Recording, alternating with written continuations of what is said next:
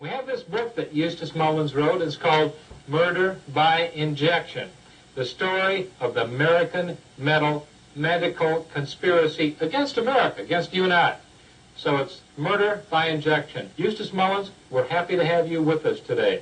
Tell us a little bit about how did you come to write this book, Murder by Injection? Well, I had been working for almost a half a century on the various monopolies, the legal monopoly, the banking monopoly, the secret government monopoly of the world.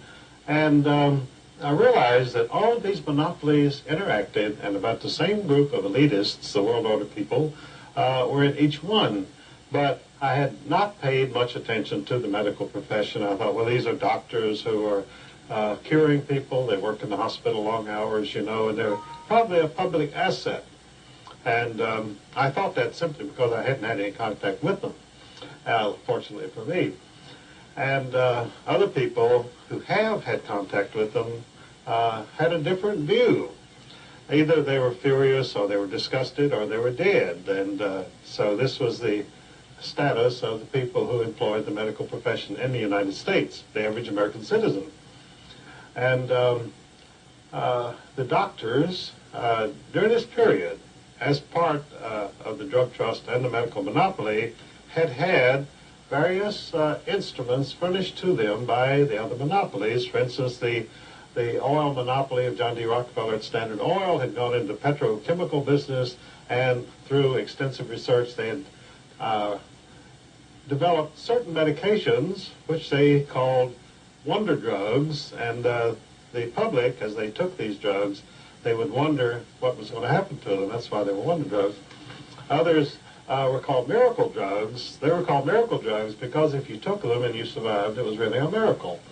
So this was the contribution of the monopolists to the medical monopoly.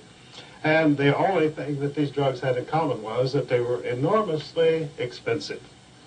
Now, in contrast, most of nature's remedies are enormously inexpensive. They're available, they're abundant, they're cheap, which means that the medical monopoly did not want you to use any of these medications. They wanted the greatest achievement of the modern drug trust was the invention of the $1,000 pill. They have now they have one pill which costs $1,000, which you use in cancer and various things. And nature, unfortunately, has never learned how to make a $1,000 pill. So obviously, nature is no good as far as the medical monopoly is concerned. Well, tell us a little bit, just before we get into that also, there's a difference between homeopathic medicine and allopathic, and that's part of what we're discussing also. Tell us a little bit about that, if you would, Eustace Mullins. Well, what you're talking about is a historic situation. In the 19th century, most Americans thrived on what is called homeopathic medicine, which is mostly naturopathic remedies available through nature in abundance at low cost. Well, the medical monopoly, which was formed in 1847 as the American Medical Association, they didn't like this. They thought, how are doctors going to get rich, and how are we going to control the people through the medical monopoly when they can go to these homeopathic people and get these remedies at very low cost? So the first plank of the AMA was, we will never allow any homeopathic physician to become a member of the AMA, and they never have. So, but the AMA was still in the minority. So around the turn of the century, John D. Rockefeller realized there were great potentialities of profit in the medical industry, and so he took over the medical profession. Now you say, how could anybody take over the medical profession?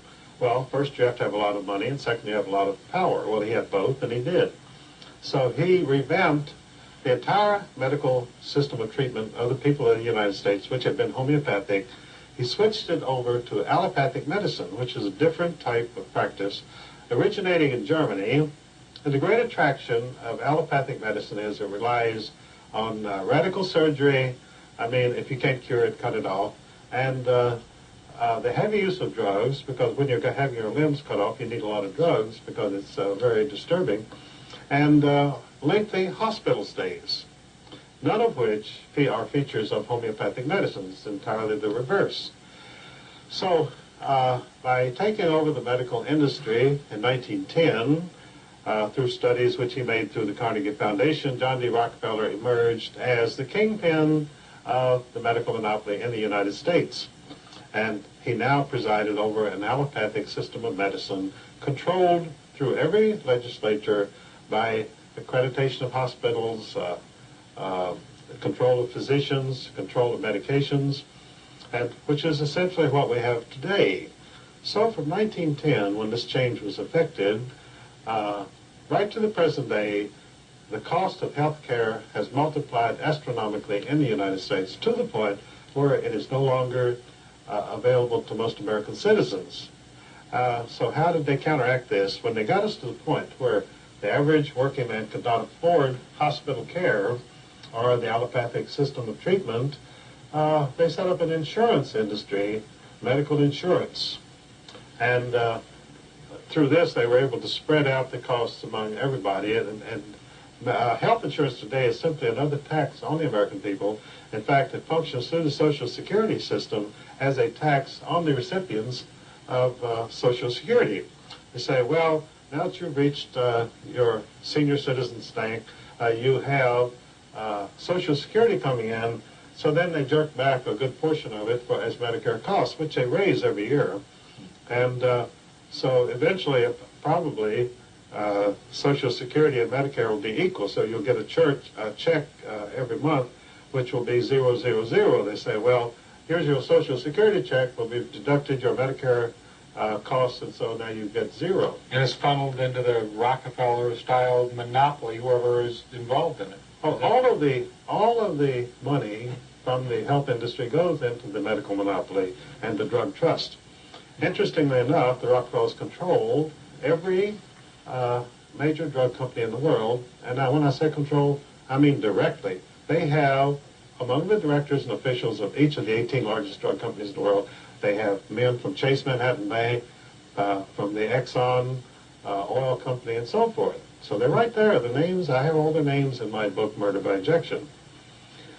And with this kind of control and the monopoly, they have been jacking up the health costs on the American people monthly, not yearly, but monthly. Mm-hmm. Well, $666 billion last year. That was a lot of money for this country to spend on health, and we're spending twice what many of the free world countries are spending. Japan and Germany were almost spending twice. And you say that this is part of the monopoly, and that's part of the reason that we're spending so much? Well, actually, we're not spending it. The money is being stolen. The Washington Post carried a story not long ago in which they pointed out that the hospitals and the AMA physicians, and I'm not talking about quacks or cranks or fly-by-night people, I'm talking about the medical establishment, is stealing directly $77 billion a year in health costs from the American people. And does the Washington Post offer any solution to this? No, they say by 1995, the amount of theft will be more than $100 billion a year, stolen directly, plus all the other money that they get. That's, ladies and gentlemen, that's why we're $4 trillion in debt. That's part of it anyway. So let's talk about the Hippocratic Oath, or maybe the Hypocrite's Oath, and Galen and Dr. Robert Mendelsohn. But what about the profits of cancer? Let's go into that, Eustace. How has cancer become profitable for people? Well, you see, the medical industry, just like any other industry, they go for the big-ticket item, and cancer is a big-ticket item. I think the average cost of treating cancer is $120,000. And the interesting thing about it is when you go to a doctor and he says, oh, you have cancer, they say, I really can't do anything for you, but I'm going to give you a lot of treatment. It's going to cost you a lot of money and a lot of pain. Your hair is going to fall out. You're going to wish you were dead, and sooner or later you will be. But meanwhile, we'll get all your money. This is called cancer treatment in the United States. How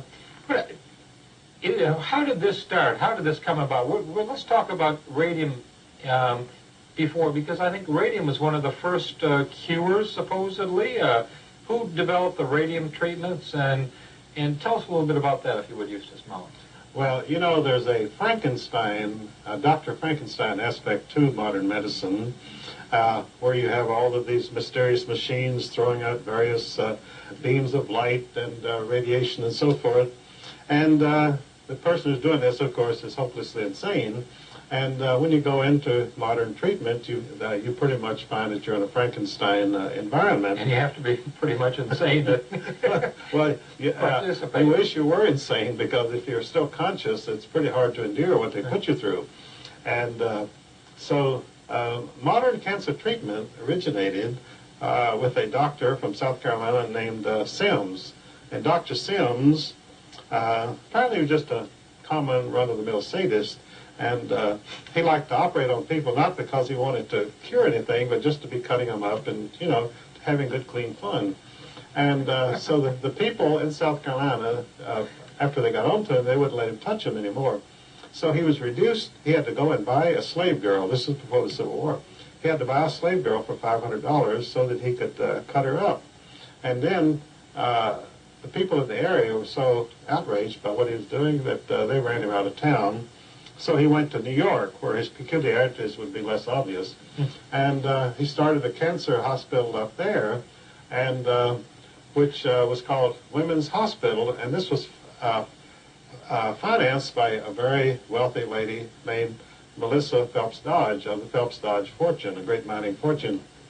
And so he ran this hospital for a while, and again the rumors started to creep out that there was a lot of torture and sadism going on in this hospital. I mean, you know, he didn't give up all of his fun just because he went to New York. That's where you go to have fun.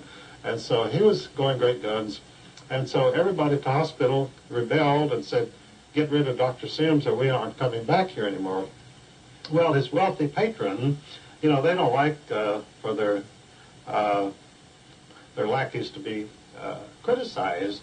So she ignored them all, and he continued. And this hospital later became Memorial Hospital, and then it was financed by a relative of hers named James S. Douglas of the Phelps Dodge Mining Corporation, and he was called the Copper King.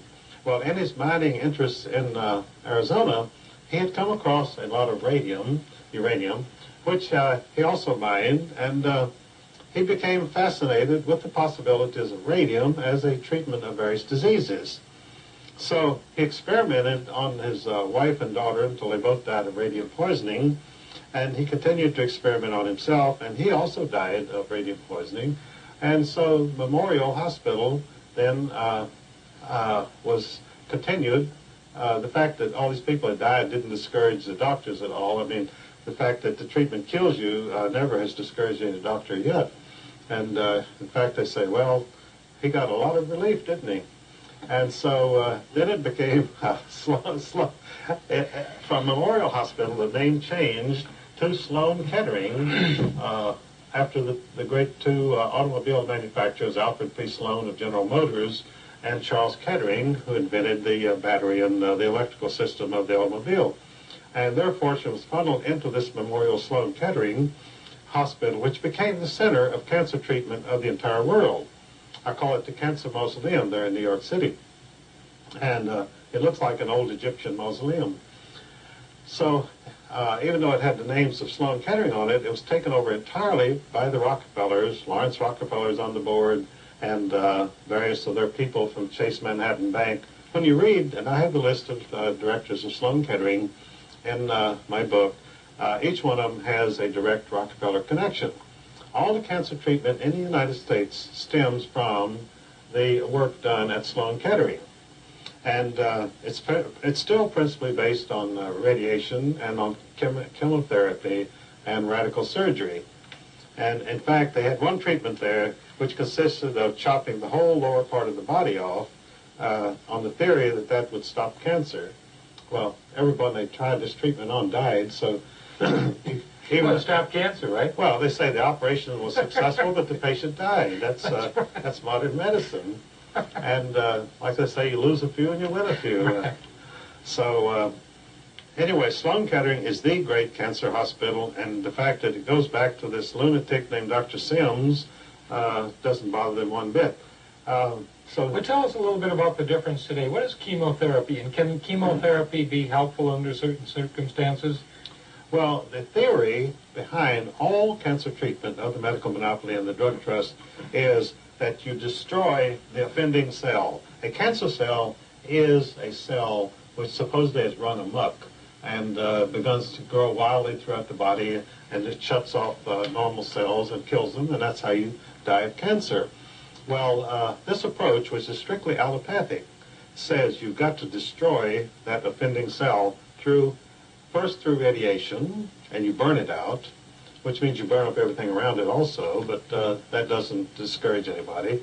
And secondly, through chemotherapy, you find some very strong chemical which can be injected into the body. It'll go right to the offending cell and destroy it, and of course it also destroys everything around it.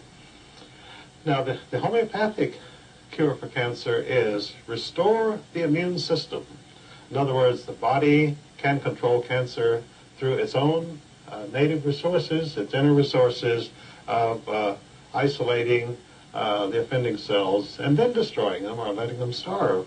But actually, all allopathic remedies for cancer actually encourage the cancer. For instance, they always make exploratory surgery. Well, in cancer, once you cut anywhere in the flesh, the cancer will go throughout the entire body. The cancer cells just say, boy, what an opportunity. We can go everywhere now through this surgery, and so they do. So that's why they say in cancer treatment, oh, they opened him up and looked at him and said it's hopeless and sewed him back up. And that's exactly what happens, because once you cut into a cancer patient, he's gone anyway. So one of the great causes of the spread of cancer in the United States is our exposure to carcinogenic systems, mainly chemicals and pollutions in the air. So the allopathic system, the Rockefeller system of controlling cancer, once you have introduced carcinogenic substances into the system and you begin to have cancer, then their solution is to introduce even more carcinogenic substances into the system, which they call chemotherapy. And of course the patients die there too. And the great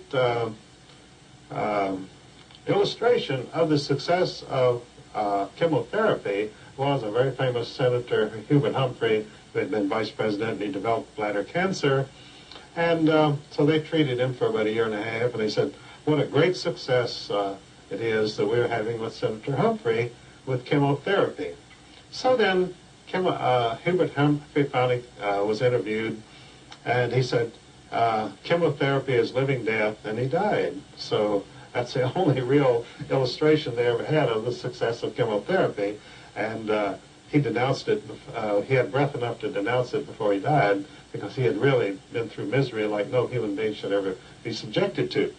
But not only do you have carcinogenic substances and pollution, but you also, a lot of the spread of cancer is due to the fluoridation of the water in our public supplies, which of course was done through the Chase Manhattan Bank and the Alco Aluminum Trust.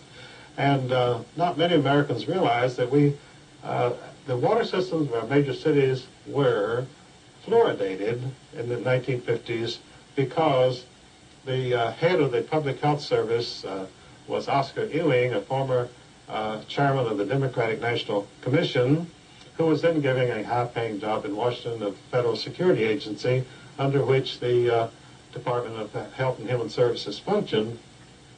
And he had been a former attorney for the Aluminum Corporation of America, and they had this problem of disposing of the sodium fluoride, a byproduct of the manufacture of aluminum. It was very expensive. It was probably the most dangerous toxic substance known in the United States. And so they said, we've got to dispose of this somehow less expensively. And someone came up with the notion, and I call it a notion because there's never been any evidence for it, that if you put sodium fluoride in the water and a child under the age of 8 drank it, he would never have any cavities. So we got to do anything to help the little children, so they fluoridated all of the water of our cities. But then a congressman named Adolph Miller went on the floor of Congress March 27, 1952, and he gave a different story. He said there are no studies which show that sodium fluoride does anything for anybody, but he said I did find that Oscar Ewing received a $775,000 bribe from the Aluminum Corporation of America to enforce sodium fluoride fluoridation of water in every major city in the United States. So you're drinking fluoridated water not because it helps your children's teeth, but because a federal official took a $775,000 bribe. This is the way things are done in Washington. Medicine is big business, right? Medicine is big business, and it pays well if you're in the right position at the right time. So Oscar Ewing took his bribe. He went to Chapel Hill, North Carolina, and he developed one of the biggest office complexes in the South, which is now filled with government offices since he was head of the Democratic National Commission. It's called the Triangle Research Corporation, and it made him and his family wealthy beyond their wildest dreams. That $775,000 was parlayed into a $50 million research center, owned entirely by the recipient of this bribe. So he got the research center, and we got the fluoridation. And the fluoridated water, one of the effects of this on the human system is it damages the immune system. In other words, your immune system, if you have been drinking fluoridated water over a period of time, 2 years or 10 years or so what, it loses its effectiveness. So it's no longer able to combat illnesses, particularly pernicious diseases and ailments like cancer. And AIDS also stems directly from the fluoridated water. Most of your AIDS victims came from large cities which had been the first to fluoridate their water. So because of the immune system, it made it more susceptible? More susceptible to AIDS. Now, the AIDS virus supposedly attacks the immune system, but the immune system has already been under attack for a long time from the person who's been drinking fluoridated water. So, really what has happened when you get HIV virus is that it attacks an already weakened immune system. And so this is the real explanation of AIDS, and not because a little green monkey supposedly got together with a woman in the heart of Africa in some village, and suddenly everybody came down with AIDS all over the world. But, you know, the drug trust figures tell them anything, they'll swallow it because we've got the media and we tell them this. Well, we've been swallowing enough drugs for a long time. Well, we have indeed, yes. Yeah, it's like we have been perpetually drugged over the last 50 years regardless. But the drug trust and the Rockefellers, their treatment for cancer is called the cut, slash, and burn technique of curing. And, of course, it's sure death. It's a slow death. I mean, it's like the old Indians, you know, when they would capture you on the frontier in the early days of this country, and they would stake you out and torture you for 4 or 5 days or as long as you could last. Well, the doctors do the same thing when they diagnose cancer. That means you're in for a really long period of torture until you finally succumb. What about the Cancer Society itself? I mean, people give a lot of money to the Cancer Society. Is that beneficial for them to do so? Well, they have these annual cancer drives in which the people in all the small towns of America are forced to go out and collect money for the American Cancer Society, and I describe that as the little people collecting money for the big rich. American Cancer Society is a big rich organization, and if you remember that it was founded at the Union League Club in New York City, the wealthiest club in New York, by John D. Rockefeller Jr. See, John D. Rockefeller Jr. was a great philanthropist, and he said, we're going to do something about cancer, so I am founding and I'm putting up the money for the American Cancer Society. See, the Rockefeller family has had a long-term commitment to cancer. See, the founder of the dynasty, old John D.'s father, William Rockefeller, was a carnival sideshow barker who sold bottles of mineral oil for $5 a piece, and he advertised himself as the great cancer specialist. And so he sold these all up and down through Pennsylvania and Ohio when he wasn't running from the law, because he also was a very famous horse thief. He also had 18 warrants out against him for rape. So just a very colorful character. And so John D. Rockefeller, his son, was just the opposite, because he was so horrified by his father's escapades, that he led a very bourgeois life, very quiet, very good family life, and devoted himself to making money. But he found out that at least his father had one asset, and that was that making money through cancer cures was a surefire thing. So the Rockefeller family today is the dynasty which is behind all the cancer treatment in the United States through the Sloan Kettering Cancer Mausoleum of New York City. Well, what would you do, Eustace, if one of your very, very close relatives or friends had cancer? Would you just, where do you go? Do you go to the hospital? Do you have a checkup, or do you eat apricot juice, or what? Well, I have a relative that has cancer, has had it for 5 years. And unfortunately, he went the whole route. First, he had 25 radiation treatments. Then he had 34 chemotherapy treatments. And, and the cancer spread to his bones, because none of these things do anything to stop the cancer. It causes you a lot of misery, but it doesn't really affect the cancer. So he's had quite a difficult time of it. Do you mean to tell me that chemotherapy really doesn't help, or can it help, or can't it? I mean, is there any way? I mean, what about what about surgery? And you're saying that there's no way. Cancer, I mean, if you cut the area that's cancerous out, doesn't it have a stopping action? Or? Well, you'll see feature stories in the press constantly for some individual somewhere. They found somebody who did have cancer and who had this treatment, and so now they proudly announce the cancer is in total remission. In other words, there is no cancer there. And unfortunately, this is what the medical monopoly itself calls anecdotal medicine. In other words, you tell a story about something that happened to your grandfather or your nephew or somebody, and that the cancer went into remission. But there's absolutely no scientific basis for any of these claims. And the story that the medical monopoly puts out is this person was diagnosed as having cancer, and they went to the hospital and they had radiation or chemotherapy, and the cancer went into remission, and they've lived ever happily ever after.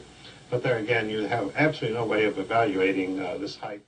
We saw the possibilities of a new order in which nations work together. It refers to new ways of working with other nations to deter aggression and to achieve stability. As old threats recede, new threats emerge. The quest for the New World Order is in part a challenge to keep the dangers of disorder at bay. We must build on the successes of Desert Storm to give new shape and momentum to this New World Order. Only when this transformation is complete will we be able to take full measure of the opportunities presented by this new and involving world order. The New World Order really is a tool for addressing a new world of possibilities. This order gains its mission and shape not just from shared interests, but from shared ideals. Few exceptions. The world now stands as one. A year and a half ago, in Germany, I said that our goal was a Europe whole and free. Tonight, Germany is united. Europe has become whole and free. The world can therefore seize this opportunity to fulfill the long-held promise of a new world order. We can find meaning and reward by serving some higher purpose than ourselves. A shining purpose, the illumination of 1,000 points of light. What is at stake is more than one small country. It is a big idea, a new world order.